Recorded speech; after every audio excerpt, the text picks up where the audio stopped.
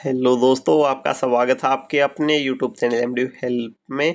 जिन भी स्टूडेंट ने एमडीयू में डिस्टेंस से ऑनलाइन प्रोग्राम में एडमिशन ले रखा है, आप सभी स्टूडेंट के ऑनलाइन एग्ज़ाम के रिगार्डिंग नोटिस जारी किया गया है।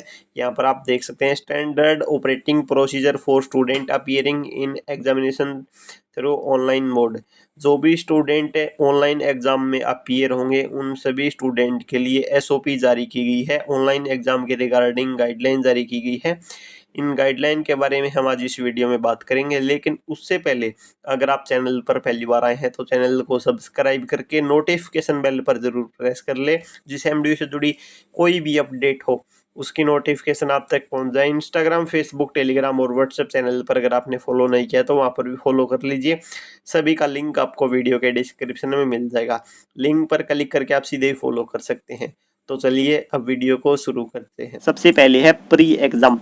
प्री एग्जाम का मतलब है एग्जाम से पहले। एग्जाम से पहले किन किन बातों का आपको ध्यान रखना है वो पॉइंट यहाँ पर दिए गए हैं, आप देख सकते हैं। सबसे पहले जो पॉइंट है, एग्जाम स्टार्ट होने से पहले सभी छात्र यह सुनिश्चित कर ले कि उसके मोबाइल में इंटरनेट स्पीड सही है और उचित मात्रा में डाटा पैक है। कहने का मतलब है दोस्तों, आपके मोबाइल में नेट की स्पीड है वो अच्छी होनी चाहिए और कम से कम 2 GB नेट आपके मोबाइल में होना चाहिए। इसके बाद जो दूसरा पॉइंट है, स्मार्टफोन या फिर पीसी या फिर लैपटॉप आपके पास होना चाहिए। जिस भी डिवाइस को आप यूज़ कर रहे हो उस डिवाइस में 4G इंटरनेट स्पीड नहीं तो कम से कम 3G इंटरनेट स्पीड होनी चाहिए। इसके साथ में माइक्रोफोन, वीडियो कैमरा या फिर जो आपका वेब कैम है और इंटरनेट प्रॉपर तरीके से चलना चाहिए।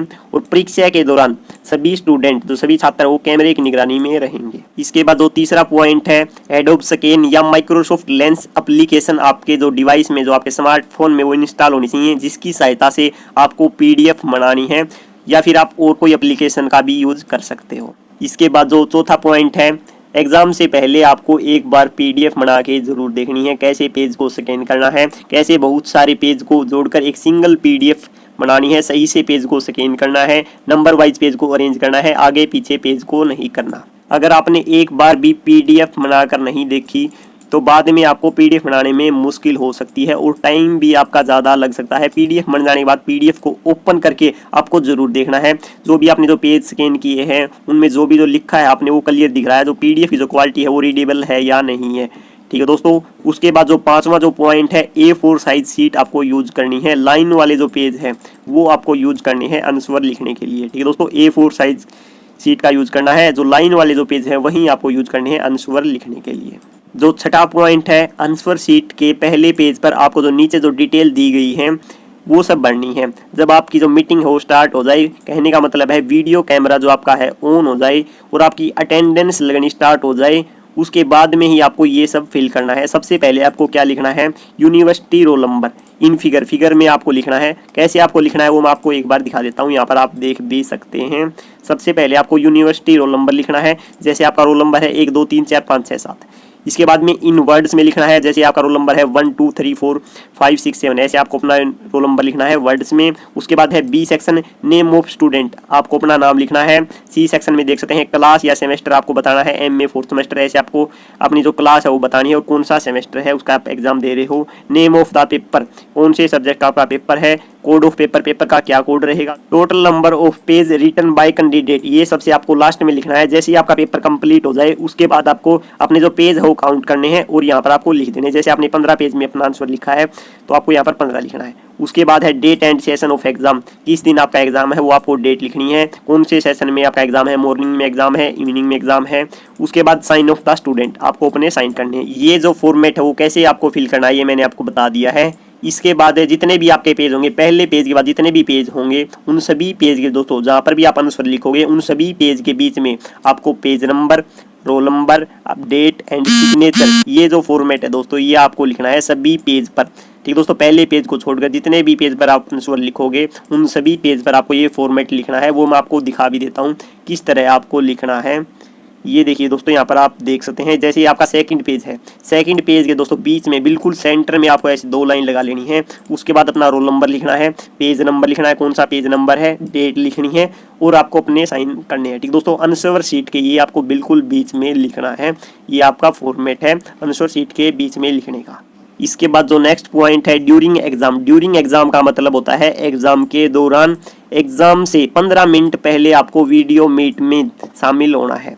इसके बाद जो आपका सेकंड पॉइंट है, कैमरा स्टार्ट होने के बाद आपको अपना एडमिट कार्ड और फोटो आईडी शो करना है।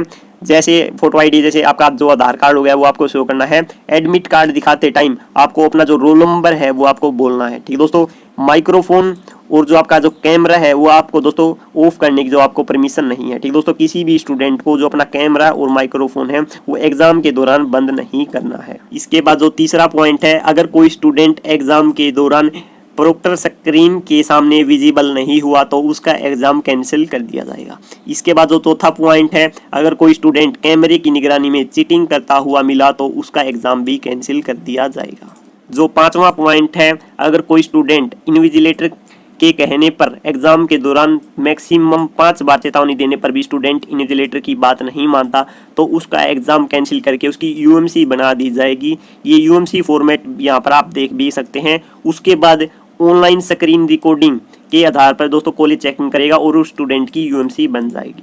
छठा पॉइंट है, क्वेश्चन पेपर को डाउनलोड करके नोट करना है। ठीक है दोस्तों, जो ईमेल आईडी पर जो आपका क्वेश्चन पेपर आएगा उसको आपको डाउनलोड करके नोट डाउन कर लेना है किसी भी सीट पर। इसके बाद जो सातवां पॉइंट है, A4 साइज सीट, जो आपकी लाइन वाले जो पेज है उनको आपको यूज करना है। अपनी हैंड राइटिंग में जो स्पेसिमेन है उसको आपको आंसर सीट के ऊपर नोट डाउन करना है। ये स्पेसिमेन क्या होता है वो मैं आपको दिखा देता हूँ। ये देखिए दोस्तों, ये है स्पेसिमेन आंसर शीट। ये जो फॉर्मेट है दोस्तों, जैसे यूनिवर्सिटी रोल नंबर है, नेम ऑफ स्टूडेंट है, क्लास सेमेस्टर है, ये सब दोस्तों आपको अपने हाथ से लिखना है आंसर शीट के ऊपर। जो आपका आठवां पॉइंट है, सभी क्वेश्चन सीरियल वाइज आपको अटेम्प्ट करने हैं। सभी पेज के ऊपर पेज नंबर आपको लिखना है। जो आपका लास्ट पॉइंट है, 9वां पॉइंट है, 36 पेज से ज़्यादा पेज पर आंसर नहीं लिखने। आपको 36 पेज ही यूज करने हैं सिंगल साइड के। अगर दोनों साइड के पेज लगाए तो आपको 18 सीट ही यूज करनी है, इससे ज़्यादा आपको यूज नहीं करनी। अब बात कर लेते हैं पोस्ट एग्जाम के बारे में। पोस्ट एग्जाम का मतलब होता है एग्जाम के बाद। जो पहला पॉइंट है, इसमें एग्जाम खत्म होने के बाद आंसर शीट के सभी पेज आपको स्कैन करके, ठीक दोस्तों, एडोब स्कैन या फिर ऑफिस लेंस ऐप का आप यूज कर सकते हैं। सभी पेज को स्कैन करके जो आपकी आंसर शीट है उसको एक सिंगल पीडीएफ फाइल में कन्वर्ट कर लेना है। ठीक दोस्तों, एक सिंगल पीडीएफ आपको बनानी है। जितने भी पेज पर आप आंसर लिखोगे, जैसे आपने 18 पेज पर आंसर लिखे तो आपको 18 पेज को स्कैन करके एक सिंगल पीडीएफ आपको बना लेनी है। जो दूसरा पॉइंट है, सारी प्रोसेस कंप्लीट होने के बाद जो सॉफ्ट कॉपी है, जो आपने जो पीडीएफ बनाई थी, उस पीडीएफ को ईमेल पर भेजना है। किस ईमेल पर भेजना है? जिस ईमेल आईडी से आपका जो क्वेश्चन पेपर आपको रिसीव हुआ था। ठीक है दोस्तों, जिस ईमेल आईडी से आपके पास जो क्वेश्चन पेपर आया था उसी सेम ईमेल एड्रेस पर आपको वो जो पीडीएफ फाइल जो आपने बनाई है आंसर शीट की स्कैन करके सभी पेज की, उस पीडीएफ फाइल को दोस्तों पीडीएफ फॉर्मेट में ईमेल पर भेजना है, उसी ईमेल आईडी पर जिस ईमेल आईडी पर क्वेश्चन पेपर आपके पास रिसीव हुआ था। इसके बाद जो तीसरा पॉइंट है, पीडीएफ फाइल भेजने से पहले आपको यह देखना है कि जो पीडीएफ में आपने जो लिखा है वो सही से दिख रहा है, वो पढ़ने योग्य है। अगर आपने पीडीएफ फाइल भेज दी और वो पढ़ने योग्य नहीं है तो आपकी जो आंसर शीट है वो कैंसिल कर दी जाएगी। जो चौथा पॉइंट है, पीडीएफ फाइल का जो साइज है वो 22 MB से ज़्यादा नहीं होना चाहिए। पीडीएफ फाइल का जो नाम है वो इस फॉर्मेट में सेव होना चाहिए। किस फॉर्मेट में आपको पीडीएफ फाइल सेव करनी है? डीडी, सबसे पहले डेट, उसके बाद मंथ और ईयर के जो दो लास्ट के जो 2 डिजिट है वो आपको लिखने हैं। उसके बाद है डैश है, उसके बाद रोल नंबर डॉट पीडीएफ। इस फॉर्मेट में आपको पीडीएफ फाइल सेव करनी है। सबसे पहले डेट, मंथ और ईयर के लास्ट के 2 digit, dash, roll number dot PDF. इस फॉर्मेट में आपको पीडीएफ फाइल का नाम सेव करना है और 36 पेज से ज़्यादा आपको पेज का यूज नहीं करना है। ठीक दोस्तों, 36 सीट का ही आप यूज कर सकते हो। 22 MB की पीडीएफ होनी चाहिए। इस फॉर्मेट में आपको पीडीएफ फाइल का नाम सेव करना है। जो पांचवा पॉइंट है, पीडीएफ भेजते समय ईमेल के सब्जेक्ट में आपको क्या लिखना है उसका एग्जांपल यहाँ पर आपके सामने दिया गया है। किस फॉर्मेट में आपको लिखना है सब्जेक्ट, जैसे ही आप ईमेल भेजोगे वहाँ पर आपको सब्जेक्ट में क्या फॉर्मेट लिखना है वो यहाँ पर दिया गया है। एग्जाम्पल के रूप में आप देख भी सकते हैं। डेट ऑफ एग्जामिनेशन, किस दिन आपका एग्जाम है, उसके बाद रोल नंबर, उसके बाद है session of examination for example, किस सेशन में आपका एग्जाम है। ठीक दोस्तों, सबसे पहले आपको डेट लिखनी है, डेट के बाद मंथ और ईयर के जो लास्ट के ये जो 2 डिजिट है वो आपको यूज करने हैं। उसके बाद अपना रोल नंबर, मॉर्निंग में एग्जाम है तो M लिखना है, इवनिंग में एग्जाम है तो आपको E लिखना है। ये जो फॉर्मेट है, इस फॉर्मेट को जो आपको जब आप ईमेल भेजोगे उस ईमेल के नीचे जब सब्जेक्ट आता है दोस्तों, उस सब्जेक्ट में आपको ये दोस्तों जो लिखना है, ये जो फॉर्मेट दिया गया है ये फॉर्मेट आपको ईमेल के सब्जेक्ट में लिखना है। सबसे जो लास्ट पॉइंट है, सभी स्टूडेंट पीडीएफ फाइल को उसी ईमेल आईडी पर भेजेंगे जहां से क्वेश्चन पेपर रिसीव हुआ था। एग्जाम खत्म होने के बाद 1 घंटे के अंदर आपको वो पीडीएफ फाइल भेजनी है।